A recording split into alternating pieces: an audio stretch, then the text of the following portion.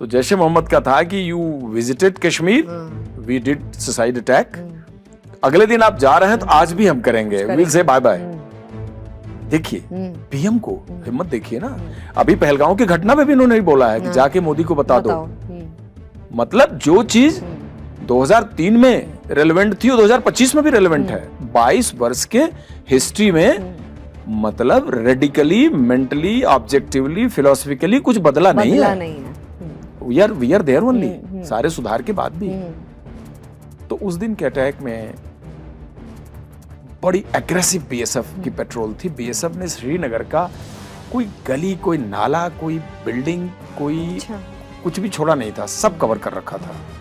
4-4 के ग्रुप में patrolling, weapon लेके, पाउच में खाना, जेब के अंदर पराठा। कोई आएगा नहीं कैंप में जब तक पूरा कंप्लीट विड्रॉल नहीं होगा, सारे विजिट कंप्लीट नहीं हो जाएंगे।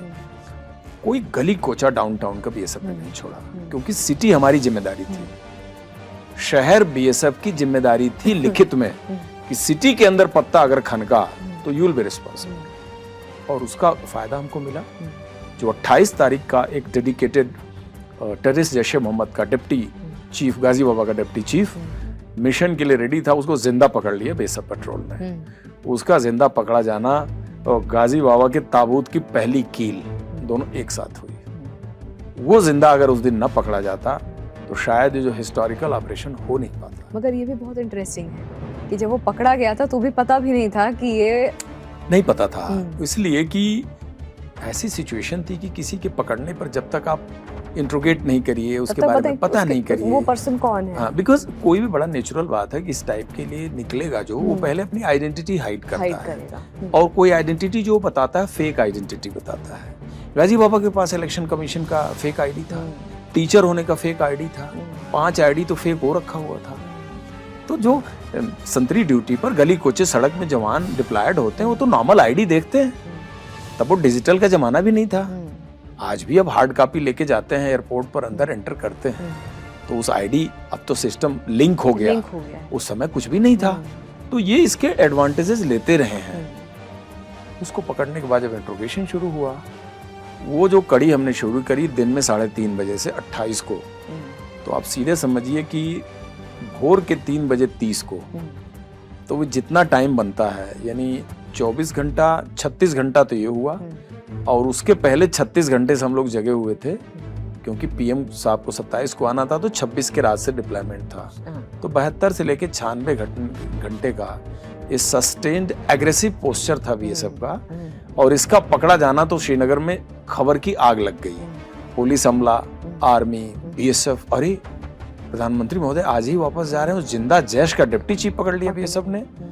और उसका इंट्रोगेशन ही मुझको ले गया इसके हाइड आउट तक, क्योंकि जो इसने एक बड़ा ही साइंटिफिकली डिजाइन किया हुआ था हाइड आउट, तो तैयारी देखिए 2003 में close circuit TV with night vision device, ये तो इक्विपमेंट गाजी बाबा ने अपने हाइड में लगा रखा था।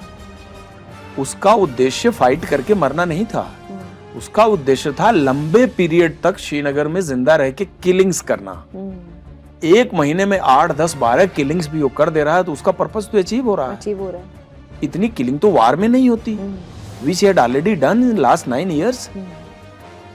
तो he was basically a guerrilla fighter, keeping his identity concealed, लंबे दिन तक जिंदा रहना, मौका देख के अटैक करना, वापस अपने हाइड में छुप जाना। तो हमारे पास उसके हाइड का, उसको हाइड बनाने वाले आदमी हमारे हाथ लग गया इसी इंट्रोगेशन के ही दौरान। अच्छा। पाकिस्तानी का एक अड्डा था जो डिप्टी चीफ को पकड़ा था, उस अड्डे को हमने उस रात 28 के रात को उसके अड्डे को रेड किया। उसके अड्डे का तहखाना जब हमने रेड किया कंप्लीट, तो उसे बड़ी काफी रिकवरी हुई हथियार, गोला बारूद की। और रिकवरी के साथ साथ मकान मालिक भी हमने उसको भी अपने कब्जे में लिया। तो वो उसकी रिकवरी भी एक ऐसे हाइड आउट से हुई कि बड़ा वो तिलिस्मी था। यानी एक किचन के नीचे पैरेलल चैम्बर था अंडरग्राउंड, जिसमें जाने के लिए जो एक कोलैप्सेबल शटर था, जो कि म्यूजिक सिस्टम के स्पीकर के पीछे से जाता था। यानी स्पीकर इतना एक्स्ट्रा ऑर्डिनरी साइज का फिटेड था कि उसको सरकाएंगे तो पीछे लकड़ी का फट्टा लगा था। लकड़ी के फट्टे को आप सरकाएंगे तो नीचे सीढ़ी बनी थी। अब आप किसी के कमरे में गए स्पीकर देख रहे हैं तो आपके नजर में तो यही आएगा म्यूजिक का स्पीकर है। तो वो हाइड आउट हमने ब्रेक किया। उस हाइड आउट से हमने बहुत ज्यादा हथियार गोला बारूद बरामद किए और 28 की रात को फर्दर इंट्रोगेशन चला।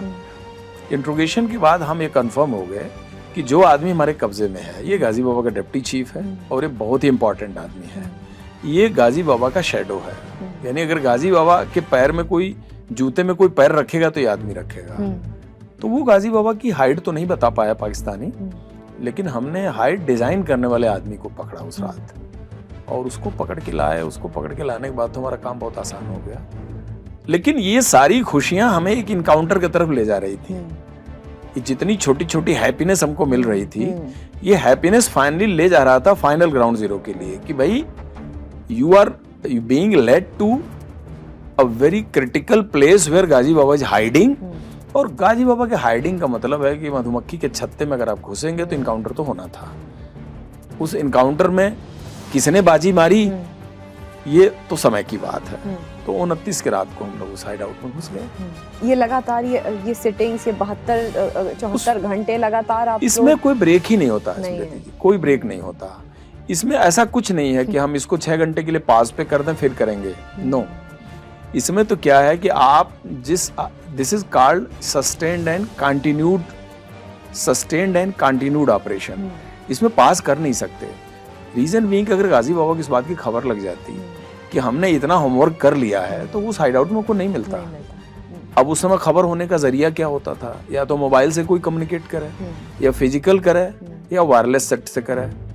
फिजिकल कोई कर नहीं पा रहा था क्योंकि गाजी बाबा का हाइड पब्लिक में भी किसी को नहीं पता था, मोबाइल का टाइम था नहीं और वायरलेस सेट हमारे कब्जे में था। तो उसको कम्युनिकेट करने के सारे चैनल क्लोज थे, उस पर हमारा नियंत्रण था। और उसको ये बात पता भी नहीं थी कि उसका डेप्यूटी पकड़ लिया है बीएसएफ। वो भी बड़ा इंटरेस्टिंग हुआ। 29 के दिन में जब इसका टेररिस्ट का हमने वायरलेस सेट ऑन किया और इसके कॉल साइन से उसी टाइम पे 2 बार सेट खोलता था, सवेरे 9:30 बजे और आफ्टरनून 3:30 पे। इनका टाइम फिक्स होता था कि भाई इस वक्त पे हम अपना वायरलेस सेट खोलेंगे, क्योंकि मोबाइल तो तब था नहीं, जब मर्जी तब आप व्हाट्सएप भेजिए SMS और उस समय बात कर ले, प्री डिसाइडेड होता था। 9:30 का जो वायरलेस सेट खोला उसमें एक आवाज आई कि 39 for 07 report buy signal over. तो अब 07 को जवाब देना था। 07 ये कोड था। हमने इसको जवाब देने नहीं दिया क्योंकि सेट हम अपने पास रखे थे। जवाब इसलिए नहीं देने दिया कि अगर ये जवाब देता तो उसको आइडिया लग जाता। या तो डबल प्रेस कर देता। सेट में भी है ना 2 बार ऐसे कर दीजिए तो पहले से प्री डिसाइडेड है तो अगला समझ जाएगा वो कैप्टिविटी में है। फिर उसने थर्ड पाकिस्तानी को कॉल किया कि 39 for such and such over. तो उसने बोला such and such for 39 okay over या कैरी ऑन ओवर। गाजी बाबा ने बोला उस पे कि 39 for such and such 07 trace नहीं हो रहा है कल से, बातचीत करे तो ध्यान रखना। गाजी बाबा ये बोला कि ट्रेस नहीं हो रहा है, ये नहीं बोला पकड़ा गया है। तो मतलब हमारे दिमाग में बात आ गई कि ट्रेस नहीं हो रहा है, इसका मतलब वो इसे खोज रहा है। तो हमारे पास टाइम अब ज्यादा नहीं है। अगर वो कहीं मौके पे जाके फिजिकल पता किया तो पता चल, तो हमने सेम नाइट ही रेड किया विदाउट लूजिंग टाइम। और गाजी बाबा अपने हाइड आउट में था। और बाद में मारने के बाद इसी पाकिस्तानी से हमने फर्दर पूछा, इसने बोला कि जिस टाइम पे आप रेड करने गए उस टाइम पे नहीं गए होते, उसके 1 आध घंटे बाद गए होते तो नहीं मिलता।